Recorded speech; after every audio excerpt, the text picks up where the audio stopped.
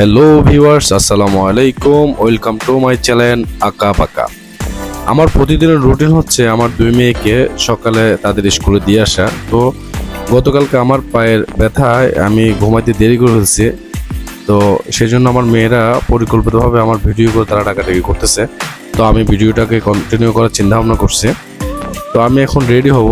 এদিকে আমার বাচ্চারা রেডি, ওরা নাস্তা করতেছে। ততক্ষণ আমি রেডি হয়ে যাব, ওদের স্কুলে দিয়ে আসার জন্য বের হব। আমার ছোট মেয়ে ইচ্ছে করলে ওর আপুর সাথে যেতে পারে, কিন্তু ও আমাকে ছাড়া যেতে চায় না। এটা হচ্ছে আমার লালটুস, যে পায় সেই তার গাল টিপতে চায়। অলরেডি আমার এটা খারাপ লাগলেও বুড়ার হাসি দেখে আমার আবার ভালো লাগে। তো আমি এখন ওদেরকে স্কুলের দিকে নিয়ে যাব।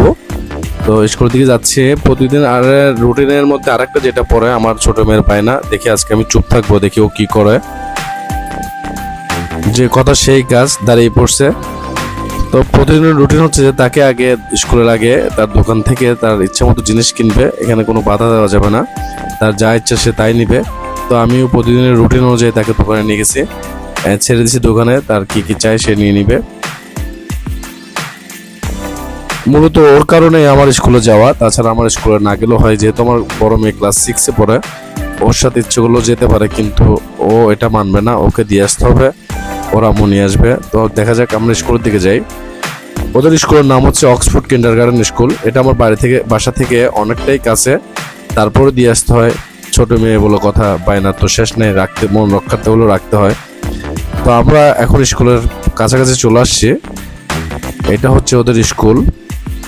আরেকটা জিনিস দেখাই, স্কুলের পাশে যে একটা কোচিং সেন্টার আছে যেখানে আমার বড় মেয়ে পড়ে, MR কোচিং সেন্টারটা অত্যন্ত ভালো, অত্যন্ত মনোমুগ্ধকর, এবং ওদের পড়ানোর স্টাইলটাও অনেক ভালো।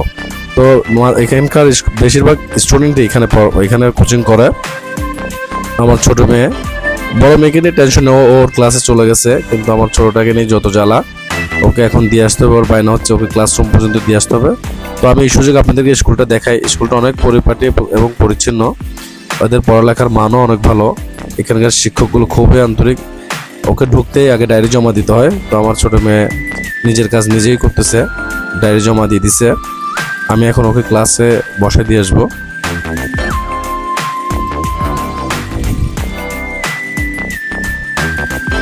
ও যাচ্ছে আর আমাকে বলতেছে যে ঠিক 10টা বাজে যেন আমাকে নিয়ে যায়, আম্মুকে বলে দিও। তো আমি বলছি ঠিক আছে। ওর তালের শেষ নাই, আবার আপ্পা দিবে। ও প্লেতে পড়ে।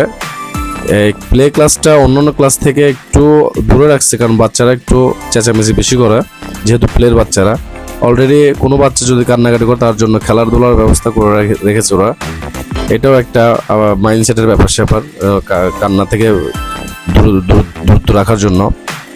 তো আমি এখন ওকে হাই দিয়ে চলে যাব। অলরেডি সে আমাকে বিদায় জানাই দিছে। এদিকে হচ্ছে এই স্কুলটা হচ্ছে প্লে থেকে 8ম শ্রেণী পর্যন্ত। তো আমার মেয়ে আবিদা আফরিন প্লেতে পড়ে, এবং আয়েশা আফরিন ও ক্লাস 6-এ পড়ে, ওর ক্লাস এদিকে। স্কুলটা মালিকের নিজস্ব ভবন হওয়াতে সব রকমের সুবিধা আছে।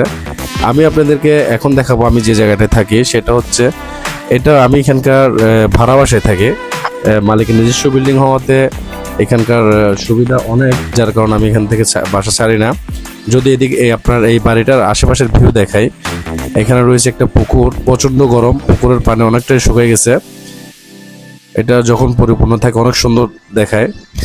বাড়িওয়ালাও ভীষণ আন্তরিক, উনি আমাদের কেয়ার করে। আমার এদিকে অফিসে লেট হয়ে যাচ্ছে, আমি রেডি হব।